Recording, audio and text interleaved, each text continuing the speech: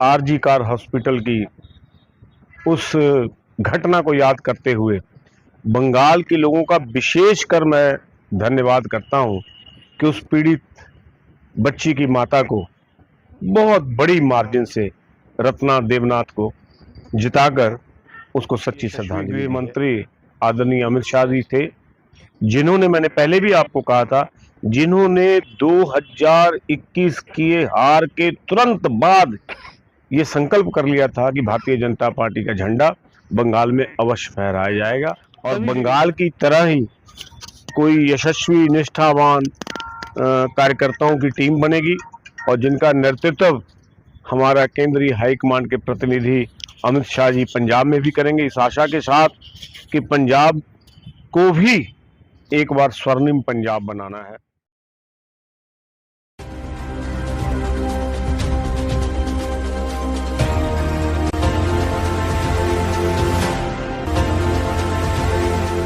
राकेश शर्मा जी, आज तो बड़े खुश होंगे आप।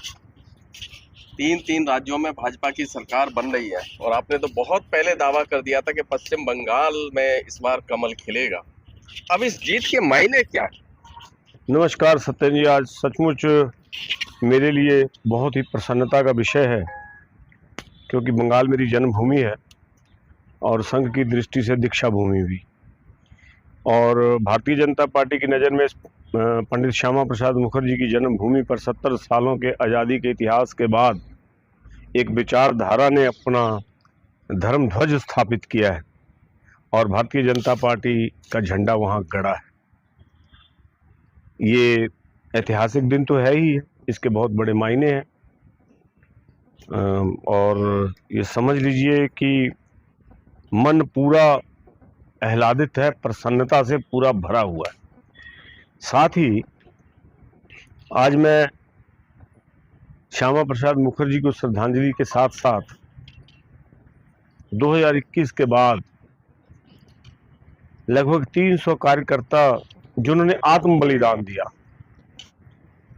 जिनको एक क्रूर सरकार ने सिर्फ इसलिए जिनकी हत्या कर दी या करवा दी, जिन्होंने एक विचारधारा के प्रति समर्पित होकर समय की सरकार का विरोध किया और अपनी विचारधारा का समर्थन कर लिया, इसलिए उनका कत्ल कर दिया। मैं उन सभी कार्यकर्ताओं को आज याद भी करता हूं और उनके प्रति श्रद्धा भी व्यक्त करता हूं। साथ ही आज आरजी कार हॉस्पिटल की उस घटना को याद करते हुए बंगाल के लोगों का विशेषकर मैं धन्यवाद करता हूं कि उस पीड़ित बच्ची की माता को बहुत बड़ी मार्जिन से रत्ना देवनाथ को जिताकर उसको सच्ची श्रद्धांजलि दी है। ये तो मूल रूप से मेरे भाव हैं जो प्रथम रूप से मेरे हृदय में उद्धृत हुए। इस विजय का श्रेय किसको दिया जाना चाहिए? भारतीय जनता पार्टी में किसी एक व्यक्ति विशेष को श्रेय नहीं दिया जाता। योजनाएं बनती हैं, काम बांटे जाते हैं, विभिन्न कार्यक्रमों पर नजर रखी जाती है, फिर भी इन सारी घटनाओं का, राजनीतिक क्रियाकलापों का, योजनाओं का सिस्टम बनाने का एक शिल्पी जो होता है, शिल्पकार जो होता है, वो निसंदेह भारत के यशस्वी गृह मंत्री आदरणीय अमित शाह जी थे, जिन्होंने, मैंने पहले भी आपको कहा था, जिन्होंने 2021 की हार के तुरंत बाद ये संकल्प कर लिया था कि भारतीय जनता पार्टी का झंडा बंगाल में अवश्य फहराया जाएगा।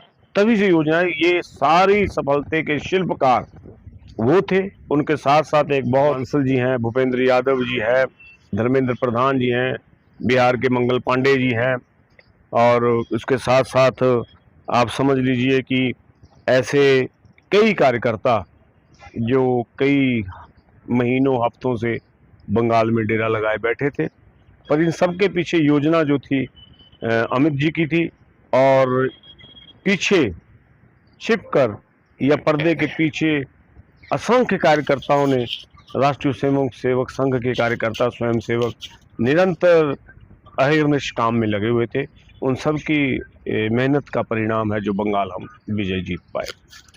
तीन राज्यों की इस जीत का, खासकर जो बंगाल में जीत हुई है, उसका असर पंजाब पर क्या असर होने वाला है? हर जीत हर क्षेत्र पर असर डालती है और हर हार हर पार्टी के कार्यकर्ताओं में निराशा पैदा करती है।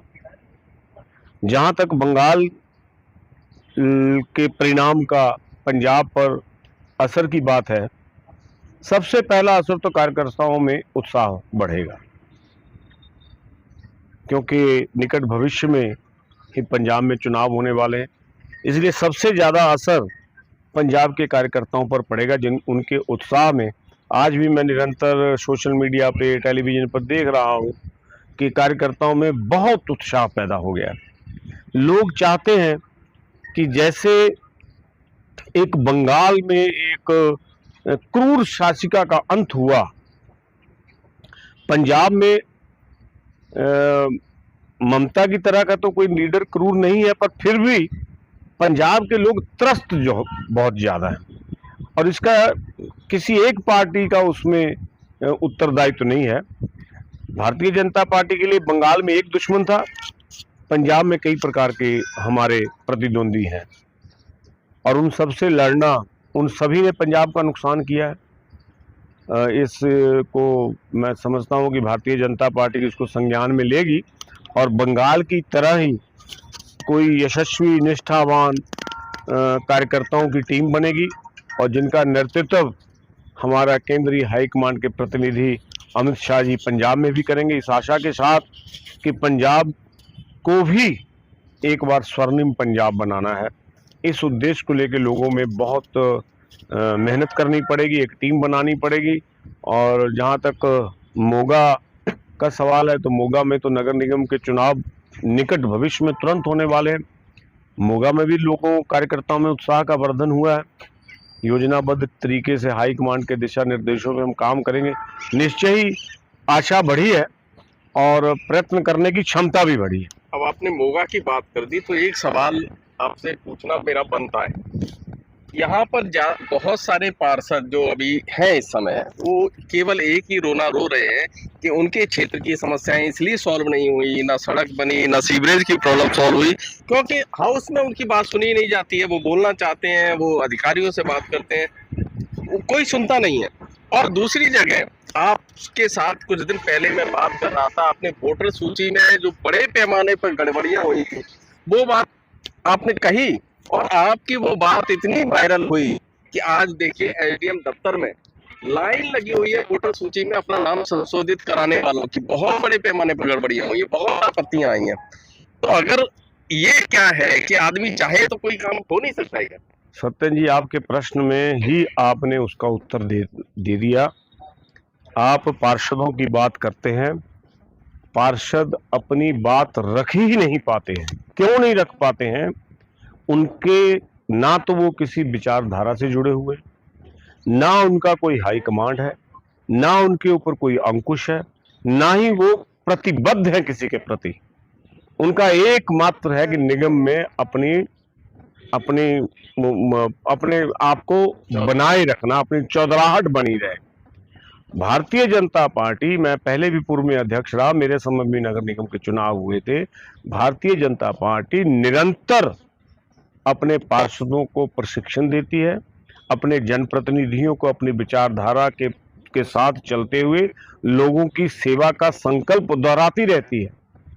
इसीलिए भारतीय जनता पार्टी भारत के एक बहुत बड़े हिस्से में, यदि क्षेत्रफल के हिसाब से बतलाऊं तो 71% क्षेत्रफल पर भारतीय जनता पार्टी राज कर रही है, और जनसंख्या की दृष्टि से 73% जनता पर राज हो रही है। पर मोगा में पार्षदों को अब दिखने लगा है कि यदि बंगाल की तरह, दिल्ली की तरह, हरियाणा की तरह मोगा में भी भारतीय जनता पार्टी खड़ी हो गई तो इनके दिल लग गए।